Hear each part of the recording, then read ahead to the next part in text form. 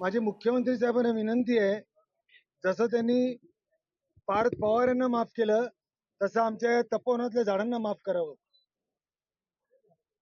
महाराष्ट्र नवनिर्माण सेना नाशिक शहर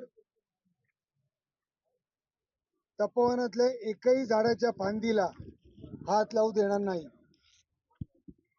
मोठं आंदोलन आम्ही छेडू. मी हैदराबादला गेलो आहे, हैदराबादनं झाडं आणली आहेत. गिरीश महाजनांवर ते जे काय बोलतात याच्यावर कोणाचा विश्वास नाही. अहो, आम्ही त्या साधू संतांचं स्वागत करतो, पण हे असं आमच्या तुम्ही उरावर बसून सरकार इथे कुंभमेळा करत असतं कसं होईल? तर या क्षणी जी लोक इकडे आहेत तुमच्या सकट सगळ्यांसकट तुमची जी भूमिका आहे तीच माझी. माझा निसर्ग आहे, मी निसर्गाचा एक भाग आहे आणि निसर्गापुढे कुणी मोठं नाही.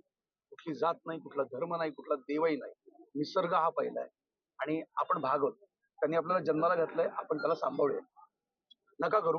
हात जोडून विनंती आहे, जे कोणी अधिकारी सरकार जे कोणी असेल म्हणजे हात जोडून विनंती आहे, ही आत्महत्या आहे, नका करू द्या. काही आत्महत्या नका करू. आपण आत्महत्या करतो असं मला वाटतं. आता जो राम मंदिर प्रभू श्रीराम मंदिरावर जो पताका लावला गेला त्याच्यावर वृक्षाचं चित्र आहे. वृक्ष म्हणजे पर्यावरणाचा संदेश याच्यातून दिलेला आहे, तो आपल्या संस्कृतीत आहे.